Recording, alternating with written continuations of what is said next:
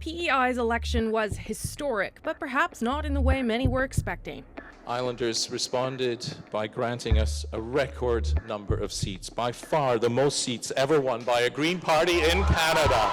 The Green surge wasn't enough to form government, but the party is now the official opposition, a first in Canada.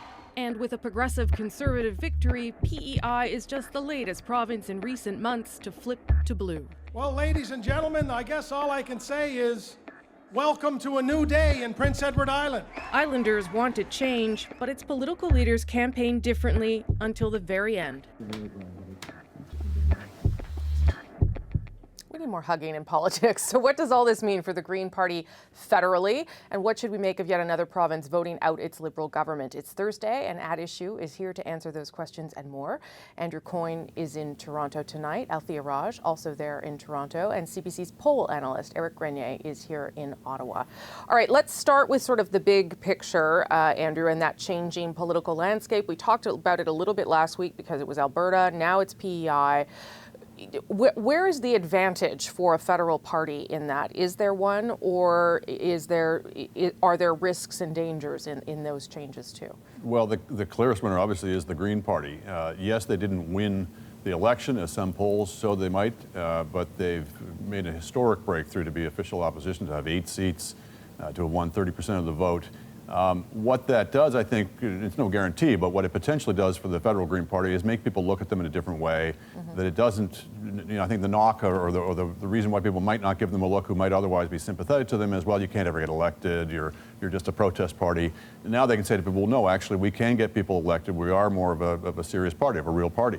They've been knocking on that door now in several of the provinces where they've been starting to elect people where they hadn't previously. They have that one MP in the parliament in the form of their leader, Elizabeth May. So this just gives them that much greater credibility, and maybe people will give them a look who might otherwise not have. It does. I wonder, though, how much of that win had to do, maybe I'll go to you, Eric, on this, on the fact that their platform was quite progressive, but not too far left, if you know what I mean. Like it addressed a whole bunch of issues. It wasn't just climate change or just the environment. It was progressive on a lot of fronts. And it was very local in the sense that Peter Bevan Baker, who's the P.E.I. Green leader, was very popular. He was polling way ahead of Dennis King, who ended up winning, and Wayne McLaughlin, who was the outgoing premier, who got defeated. So I think that we have to take into account how popular the leader was in that case, because if you're looking at the last poll that was done in Prince Edward Island that had breakouts for federal and provincial politics, the federal Green Party was at 10% at the same time that the provincial Green Party was at 34%. So people on the island were differentiating between the two parties.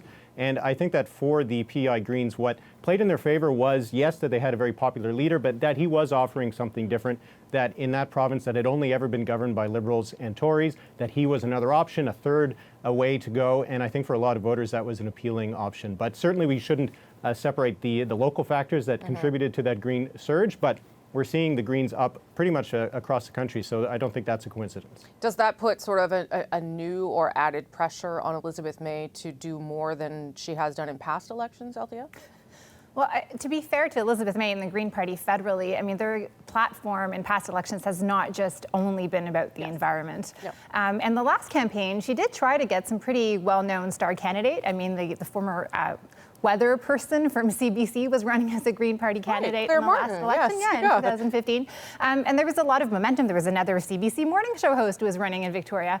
But once again, Elizabeth May failed to get anybody else elected but herself. I think the problem with the Greens is that they tend to poll actually a lot higher pre-election than come election day. And that's because it's really a problem with all other progressive parties like the NDP, where people look at the ballot on election day and they think, well, do I want to hold my nose and vote for a party perhaps I like less to avoid a party I really dislike? And Elizabeth May is, a victim of that. But the sort of a couple of things have kind of arrived for the Greens. One is climate change is increasing in terms of the urgency, I think, for a lot of voters, as the evidence rolls in of its seriousness and of the lack of progress, perhaps, that is being made. That obviously plays to the Greens' favor. And I think also there just seems to be a growing appetite for politicians who don't come across as ordinary politicians. And the Greens have a certain earnestness or sincerity to them that's unusual. Now, what will be challenging will to see, can they continue that as the official opposition, where you have to be typically, or traditionally, the expectation has been you're on the attack, you're criticizing the government, and do they start looking a little bit more like ordinary politicians in that case, or do they find a way to do that that is different and new and more in keeping with the traditional Green approach? Can I just add something about I think federally, if it looks like the Liberals are heading towards the minority, more people may feel more comfortable casting a ballot for the Greens, looking at BC, for example, thinking the Greens might be able to hold the balance of power, and that may give them some sort of comfort than feeling like they're spoiling their ballot. So that I don't get a million texts from my Conservative friends after this panel, it was a progressive Conservative that won in the province, and I noticed that Andrew Scheer quickly claimed that as a victory for him as well, even though it's a progressive Conservative party there.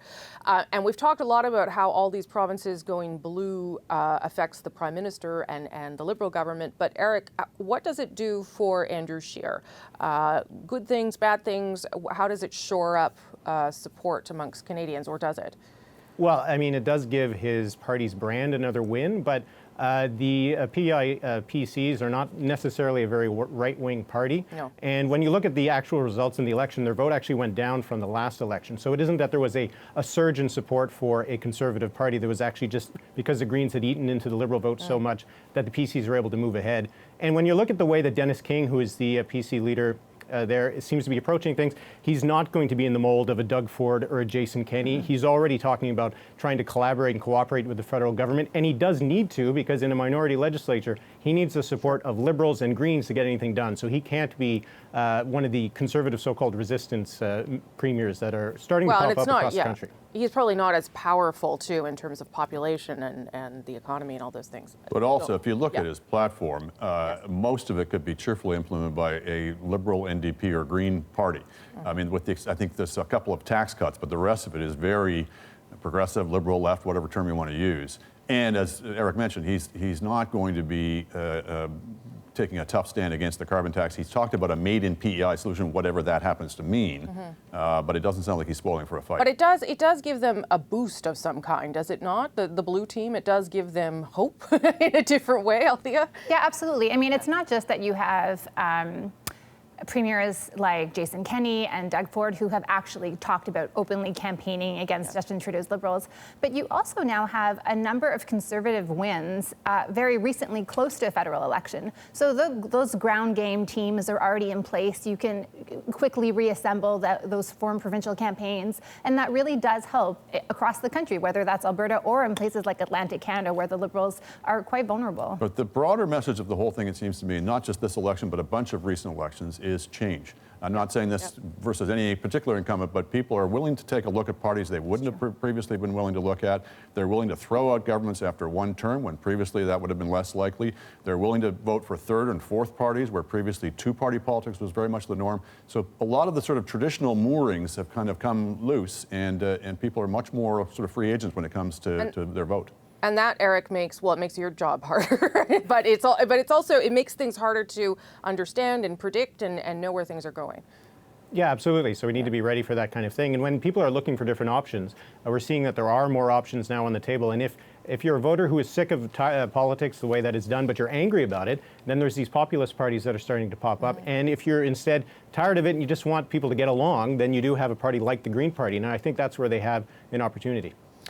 Speaking of getting along, I do want to talk about the tone of that election, because I realized there was a death of an MP towards the end, and everyone suspended their campaigning, and that sort of changed things. But it was throughout the campaign. The debate was different.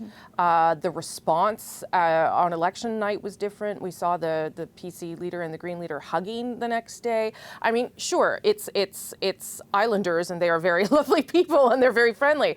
But I wonder what we can take from that. Is it just that they are doing politics differently? Surely there's an appetite in the rest of the country to see people behave that way as politicians, I would think. Andrew? There may be an appetite for it. People always tell the pollsters that. Yeah. But when the parties are figuring out their strategies, more often than not, it looks like, quote unquote, defining your opponent, i.e. smearing them as X or Y or Z, seems to be a potent tactic. I think there were special factors. It is a very small electorate, and people know each other. It's less likely to pay off in that respect. Yeah. But also, a lot of the platform, as I say, were pretty similar, and I'm not sure that's necessarily a great thing. I'd rather see a little bit more diversity of offerings so the electorate has a more clear choice of policy alternatives. Althea? Yeah, I think that, there are 140,000 people in Prince Edward Island, and a lot of people know each other, and including, the fact that the Green leader was the dentist of the PC leader's family. I mean, that's unusual, right? You're like fighting in the family. So, but I do think that the public really wants to see less partisanship. And frankly, it's the media that kind of paints everything as a conflict, and the parties themselves who galvanize in that frame that don't want to see the system really change much. And we bear a lot of that responsibility. I don't think it's the public's fault. Well, and it is a bit short-sighted on the part of politicians, because at least in Prince Edward Island, there was the indication that a minority government was likely. So the fact that these parties have gotten along and haven't gone too hard after each other means that they will be able to work together. If you're talking about a situation like the federal election, which could result in a minority government, if all of these leaders are going after each other and saying that each one is the worst thing that you could possibly vote for, eventually they're going to have to work together if there is, in fact, a minority government after the fall election. But I also wonder if it's not a lesson for the country.